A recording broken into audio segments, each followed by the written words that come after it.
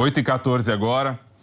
Se você puder, para um pouco e preste atenção nessa história e nas imagens que vamos mostrar. Um homem acusado de aplicar golpes financeiros por meio de aplicativos de relacionamento foi preso na região noroeste aqui da capital. Antes de ser preso, ele tentou fugir com o carro. Aí começou uma perseguição pelas ruas de Pirituba. Dá uma olhada nisso aí. A produção é do Anderson Colombo, nosso colega aqui.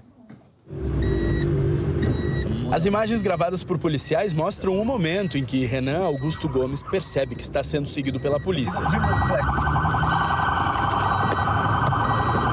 Ele dá voltas e foge pela contramão da Avenida Raimundo Pereira de Magalhães, altura de Pirituba, na zona noroeste da capital. Foi ali, segue. Para tentar despistar os policiais, o motorista entra até no estacionamento de um shopping. Tudo registrado pelas câmeras de segurança no local. De volta para a mesma avenida, a perseguição em alta velocidade continua. O carro do policial que estava gravando tudo perde o criminoso de vista. Mais adiante, um morador da região registrou com o celular o momento em que uma viatura bate no carro em fuga. O motorista, então, perde o controle do veículo e para numa árvore.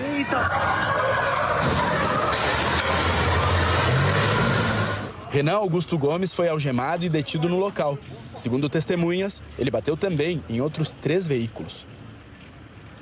Quem não tinha nada a ver, isso que eu estava falando. Ainda foi lá e levou preju para quem não tinha nada a ver com essa história, né? Alfredo Pérez acompanhando esse caso com mais informações para nós. Bom dia.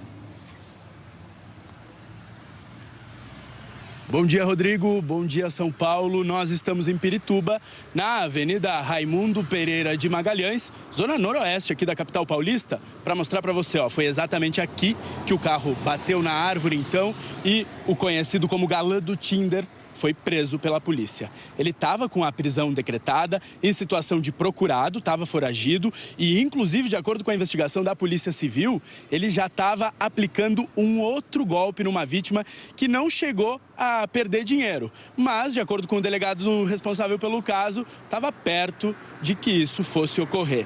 Renan Augusto Gomes foi apelidado pela polícia como o galã do Tinder. Rodrigo, a investigação, a denúncia que foi feita pelo Ministério Público de São Bernardo do Campo e foi investigado pelo Departamento Estadual de Investigações Criminais, mostra que foram pelo menos 7 vítimas desse homem conhecido como o galã do Tinder.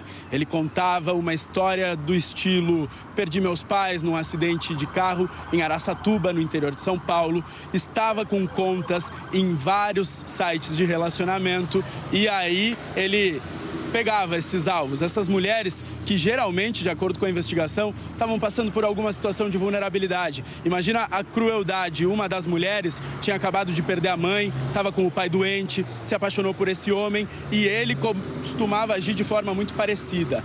Se mostrava um cara cordial, tranquilo, trabalhador, inclusive conhecia as famílias das mulheres, iniciava um relacionamento amoroso e aí começavam aquelas desculpas de que ele estava com um problema bancário ou um problema com a receita e começava a pedir dinheiro. Os golpes variavam de R$ 1.500 a R$ 150 mil. O advogado do Renan diz que ele nega as acusações. Ele pedia o dinheiro e depois simplesmente desaparecia. Nós temos a entrevista com a promotora responsável por essa denúncia e ela explica por que esse homem foi preso por estelionato. Vamos acompanhar. Esse caso, na verdade, ele é um paradigma para que a gente demonstre que isso se insere, sim, no delito de estelionato, né? Porque no estelionato, como eu disse, o autor, ele se utiliza de um ardil, um engodo, para que a vítima proceda a comportamentos que atendam aos interesses escusos dele. E esse ardil, ele pode aparecer de diversas formas. Nesse caso, o ardil é o envolvimento emocional, é a questão sentimental, né? E aí, muitas vezes, ele, inclusive, propõe promessas de uma vida em conjunto, ou um noivado, ou um relacionamento mais sério, como se aquilo fosse, inclusive, a construção desse início de relacionamento a partir de um determinado momento. Então, o que precisa ficar muito claro é isso. A vítima tem direito à indenização dos prejuízos materiais? Sim. E a vítima precisa denunciar, a gente recomenda, incentiva que denuncie também na esfera criminal, porque se constitui estelionato. mais essa ainda.